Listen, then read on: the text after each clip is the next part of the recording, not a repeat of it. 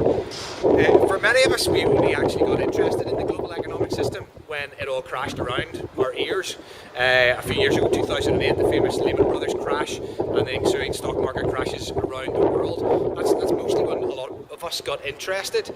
And people call that a credit crunch. And the word credit comes from the Latin word credo, which means I believe. It talks about belief. It talks about a trust. It talks about the real use of money actually being designed as a way of building relationship between people.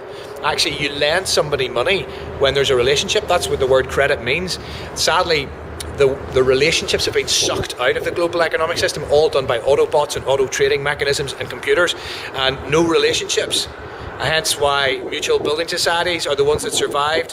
Hence why you saw with the subprime mortgage crisis, people lending money to people on the far side of the United States who they didn't even know. The relationships have been sucked out. And I saw this loud and clear at a meeting I was at Lambeth Palace not long after the crash.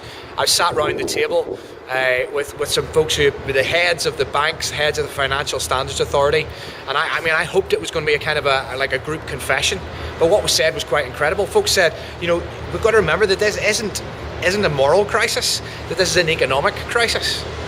And we were kind of going, seriously? Are you seriously saying that? And somebody else spoke up and said, yeah, we've got to remember that in the last 30 years, there have been very few losers.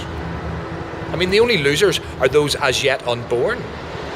And a few of us at the table were going, can you believe that 5 minutes earlier somebody had said this is not a moral crisis, yet somebody had said it's fine to mortgage our children and our grandchildren?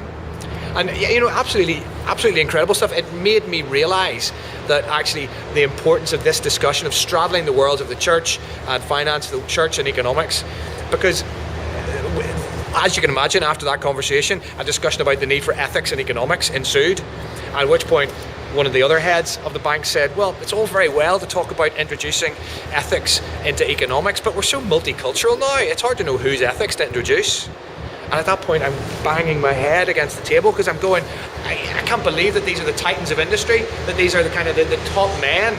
And they're saying this around a table in Lambeth Palace, opposite the Archbishop of Canterbury. Goodness knows what's being said at the top of a building in Canary Wharf. And this is after the most embarrassing financial escapade of the century. What was being said 12 months ago? We need to make some trouble. This is not a situation we could be happy with.